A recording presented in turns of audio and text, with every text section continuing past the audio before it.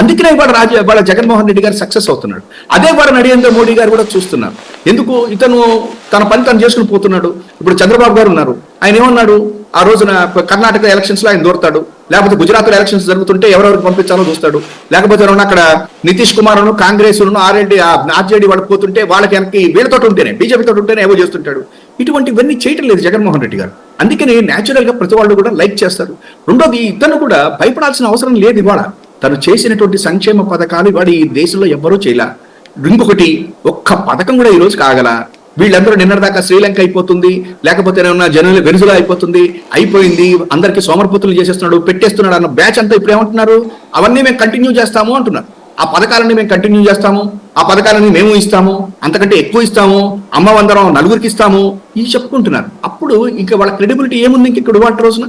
ఇతను ఏమని చెప్తున్నాడు, ఇవ్వాలి వాళ్ళందరినీ కూడా నేను సాచ్యురేషన్ ఇదిలోకి తీసుకునే అందరికీ నేను పథకాలను అమలయ్యేటట్టు చూస్తాను అని చెప్పంటే, వీళ్ళు వచ్చేసి ఇప్పుడు చెప్తున్నారు ఇన్ని 4 సంవత్సరాలు చెప్తాను, ఇప్పుడన్నా సరిగ్గా ఉన్నారంటే ఇప్పటికీ లేదు. ఆ పత్రికలు ఒకటి చెప్తే చంద్రబాబు గారు ఒకటి చెప్తాడు, మళ్ళీ పత్రికలు ఇంకొకటి చెప్తుంటే, అంటే ఈ రకమైనటువంటి దీన్ని ప్రజలు నమ్మటం లేదు సార్. జగన్మోహన్ రెడ్డి గారు ఎవరితోటి కలవడు.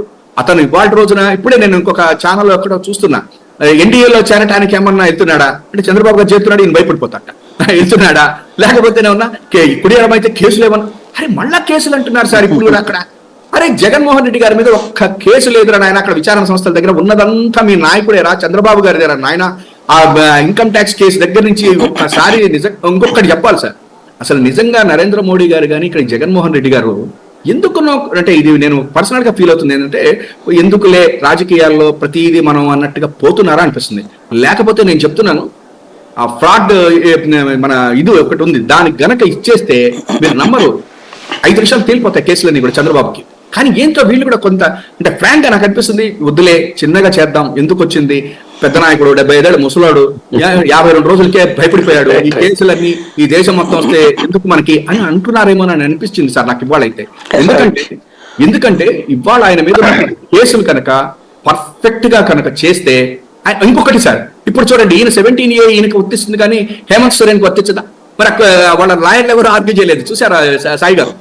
17A వాళ్ళు ఎవరు ఆర్గ్యూ చేయలే, ఈయన ఒక్కడే ఆర్గ్యూ చేసాడు. మంచి పాయింట్ ఈయనకొక్కడికి. అంటే నేనేమని చెప్తున్నానంటే సార్, ఇవాళ విచారణ సంస్థల దగ్గర ఉన్నది చంద్రబాబు గారు, అవినీతి కేసులు ఇరుక్కుపోయింది చంద్రబాబు గారు. ఏదో ఒకటి 17Aలు ఇవి పెట్టుకొని కోట్ల రూపాయలు ఖర్చులు పెట్టి న్యాయస్థానాల చుట్టూ తిరుగుతూ వ్యవస్థలో ఉన్నటువంటి వాళ్ళని ఇది చేస్తూ ఈ పచ్చపత్రికలను వాడుకుంటూ చేస్తున్నటువంటి ఆయన ఈ దేశం మొత్తంలో ఉన్నటువంటి ఏకైక వ్యక్తి చంద్రబాబు నాయుడు గారు. కాబట్టి జగన్మోహన్ రెడ్డి గారు భయపడి, జగన్మోహన్ రెడ్డి గారు భయపడి. రవికిరణ్ గారు చెప్పండి. ఒక పాయింట్,